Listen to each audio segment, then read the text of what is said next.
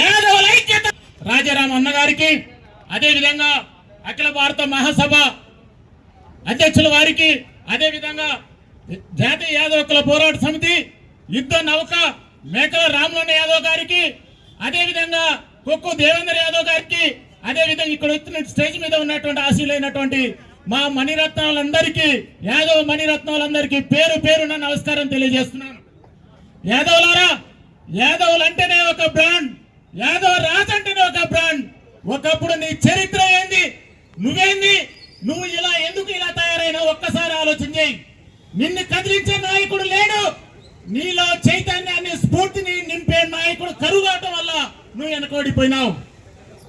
సమస్త సమాజానికి, ఈ ప్రపంచానికి సంస్కారం నేర్పినటువంటి శ్రీకృష్ణ భగవానుడు మన జాతి నాయకుడు. మిత్రులారా, శ్రీకృష్ణ భగవానుడు మన జాతి నాయకుడు. మీరు ఒక్కసారి ఆలోచన చేయండి. అంతేకాకుండా మౌర్యులే గాని, అదే విధంగా చంద్రగుప్తులు వాళ్ళే గాని, శ్రీకృష్ణ దేవరాయలే గాని, శివా చక్రవర్తి గాని, కట్టబ్రహ్మనే గాని, కట్ట తిక్కనే గాని చెప్పుకుంటూ పోతే నీ చరిత్ర ఎంతుంది మిత్రులారా. ఒక్కసారి ఆలోచన చేయి. నీ వెనక సింహాల లాంటి వ్యక్తులు, చరిత్ర నింపినటువంటి వ్యక్తులు, రాజులు, చక్రవర్తులు, మహా చక్రవర్తులు మన వెనక ఉన్నారు మిత్రులారా. ఏమైపోయింది నీ పొజిషన్? రాను రాను ఏమైపోయింది?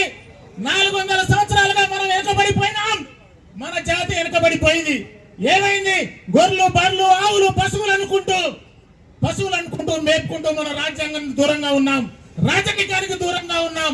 స్వతంత్రం వచ్చి 77 సంవత్సరాలు అయింది. 17 సార్లు ఎలక్షన్లు జరిగినాయి. 1733 ఎమ్మెల్యే స్థానాలకి పోటీ జరిగినా కానీ కేవలం 29 స్థానాలే మనం ఆక్యుపై చేసినామంటే యాదవుల దీన స్థితి ఎంత ఉందో ఒక్కసారి ఆలోచన చేయి మిత్రమా. 17 సార్లు ఎలక్షన్లు జరిగినాయి.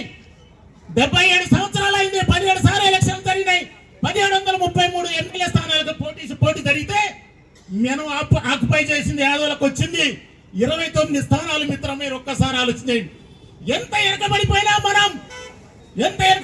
మీరు ఒక్కసారి ఆలోచన చేయండి మిత్రమా. అదే విధంగా స్వతంత్రం వచ్చినాక దాదాపుగా 1977 వరకు కూడా మనకి బీసీలకు రిజర్వేషన్ లేదు.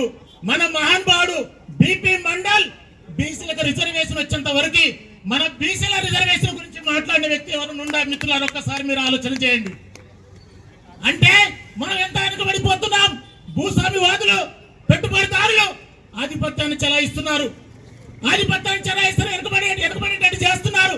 అదే విధంగా 1957 నుంచి 77 వరకు ఏర్పాటు చేసినటువంటి ఎస్ఎన్టీ రిజర్వేషన్ ఏమైంది మిత్రులారా? దాన్ని మూలపడేశారు. అదే విధంగా 557 జీవో ప్రకారం, 1116 జీవో ప్రకారం యాదవులు గొర్రెలు మేపుకోవడానికి ఉన్నటువంటి భూములన్నీ కూడా ఆక్యుపై చేశారు మిత్రులారా. ఏమైపోతుంది? గద్దాయించే శక్తి నీలో లేకుండా అయిపోతుంది. రాజుగా ఒకప్పుడు చక్రవర్తిగా ఉన్నటువంటి నీలో శక్తి రోజు రోజు తగ్గిపోయి బానిస అవతారంగా తయారైపోయిన మిత్రులారా.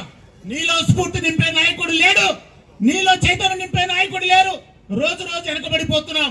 యాదవులు ఏంటన్నమాట, దేశ జనాభాలో ఇప్పుడున్నటువంటి రాష్ట్ర జనాభాలో ఇప్పుడున్నటువంటి గవర్నమెంట్ లెక్కించిన ప్రకారం 16+6 22% ఉన్నాం. అంటే రాష్ట్ర జనాభా 4,52,72,000 మంది జనాభా ఉంటే 22% మనం ఉన్నామంటే 1,22,000 మంది, 22 లక్షల మంది. 4 కోట్లకి 4 × 22 80 లక్షలు దాటిపోయినాం. దాదాపు 90 లక్షల జనాభా ఉన్నాం. ఎవరో మన అంచనా వేసి 30 లక్షల జనాభా, 40 లక్షల జనాభా తప్పు లెక్కలేస్తున్నారు. అది